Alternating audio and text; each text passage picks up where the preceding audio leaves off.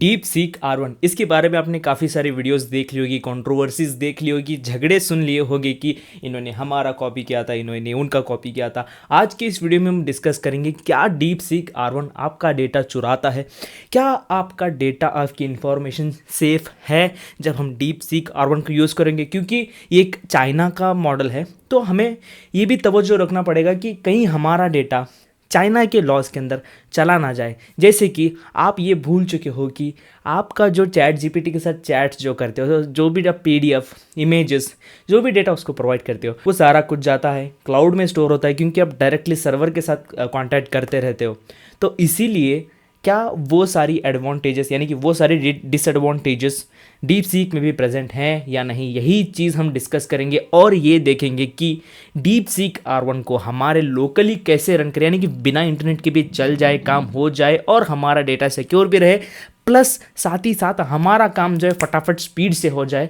तो वो सारी चीज़ें भी हम डिस्कस करने वाले हैं। चलिए सीधा कंपैरिजन स्टार्ट करते हैं। डीप सीक R1 जो है हमारा ओपन सोर्स है, ठीक है, हाँ ये ओपन सोर्स है, लेकिन चैट जीपीटी ओपन सोर्स नहीं है, ठीक है। इसका जो सोर्स कोड है हमें नहीं पता कि कैसे लिखा हुआ है, क्या लिखा हुआ है। इसी वजह से ये ओपन सोर्स ना होने की वजह से हम जो है इसको लोकली रन नहीं कर सकते, ठीक है। चैट जीपीटी को हम हमारे लोकल मशीन में रन नहीं कर सकते, हालांकि हम इसको जो है डीप सीक R1 को लोकली रन कर सकते हैं।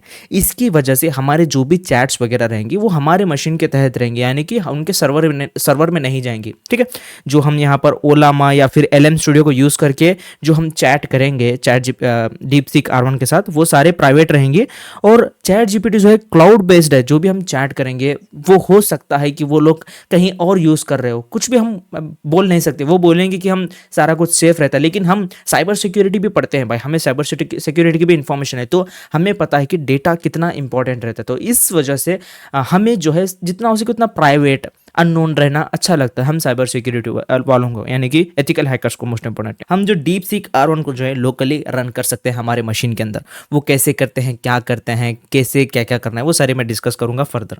इसके बाद हम बात करें ट्रेनिंग कॉस्ट को, डीप सीक R1 को सिर्फ $5.6 मिलियन लगे हैं। हालांकि $6 मिलियन ही पकड़ के चलो तो $6 मिलियन भी काफ़ी कम है, तो इनको लगेंगे $100 मिलियन से भी ज़्यादा, $100 मिलियन से भी ज़्यादा, प्लस का साइन है, $100 मिलियन प्लस लगे हैं इनको बनाने में, सिखाने में। तो ये जो इतना बड़ा गैप जो यहाँ पर देखने को मिल रहा है, इसको भी एक लेवरेज देता है। देखो हम लोगों ने क्या किया, चैट जीपीटी आया, चैट जीपीटी सबको रिप्लेस करेगा, ऐसे वैसे करके हम इसी में बैठे रहे, लेकिन चाइना ने चैट जीपीटी को ही रिप्लेस कर दिया।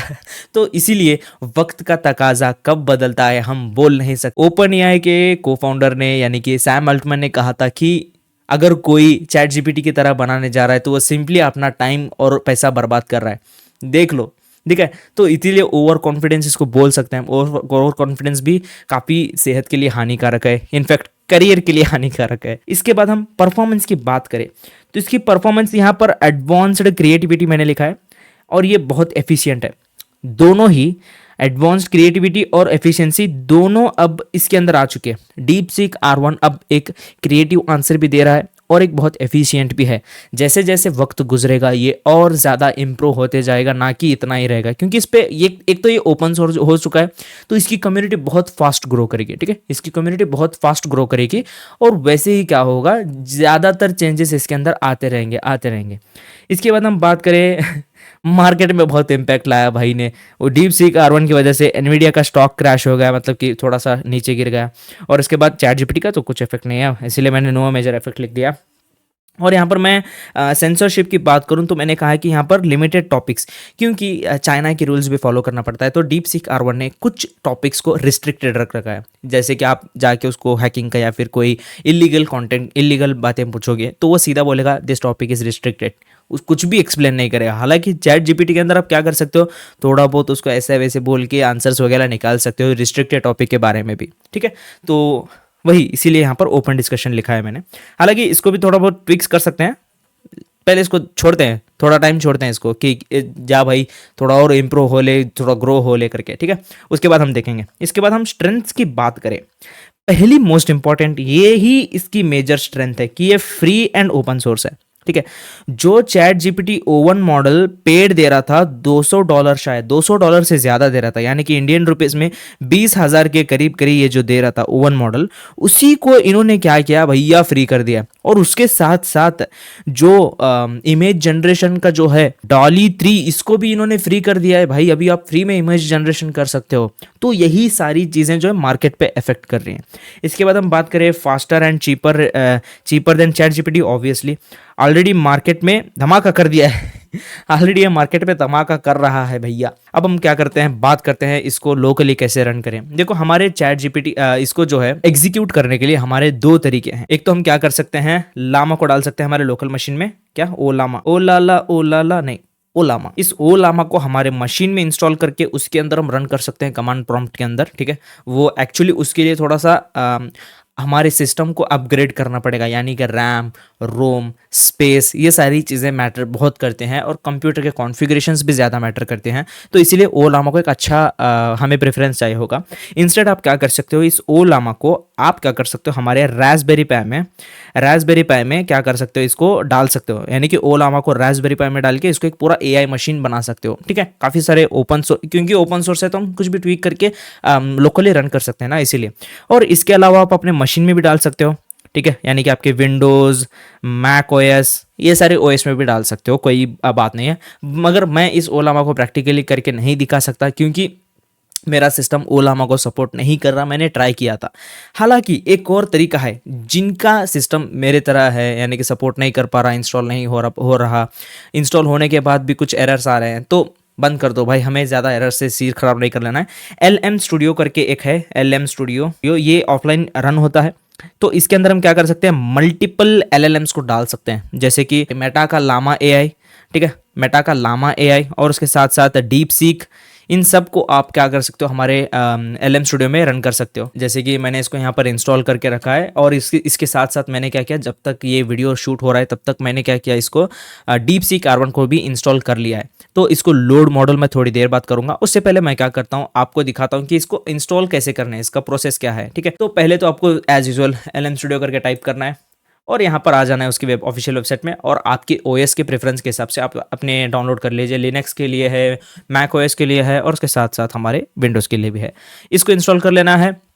इंस्टॉल करते हैं एज यूजुअल वही सेटअप रहेगा, नेक्स्ट इंस्टॉल। और ये पहले ही क्या पूछेगा आपको, लामा का इंस्टॉलेशन का सजेस्ट करेगा, यानी कि लामा AI को इंस्टॉल कर लो। मैंने स्किप कर दिया था क्योंकि भाई स्टोरेज की थोड़ी सी कमी है, इसीलिए। तो मैंने क्या किया, उसको स्किप करके ऊपर यहाँ पर कॉर्नर में ऑप्शन रहेगा, यहाँ पर एग्जैक्टली यहाँ पर ऑप्शन रहेगा कि स्किप टू ऑनबोर्डिंग करके डायरेक्टली हम यहाँ पर सर्च करके इसको इंस्टॉल कर सकते हैं। अभी फिलहाल मैं इसको लोड करता हूँ मॉडल को, ठीक है। ये देखो हमारा डीप सीक R1 यहाँ पर लोड हो चुका है। ये जो है 7B है। इनके वर्जन्स के बारे में मैं बताऊंगा थोड़ी देर बाद। बस यहाँ पर मैं आपको क्या करता हूँ, एक छोटा सा हाई मैसेज करके प्रिंट कर देता हूँ, हाई करता हूँ, ठीक है।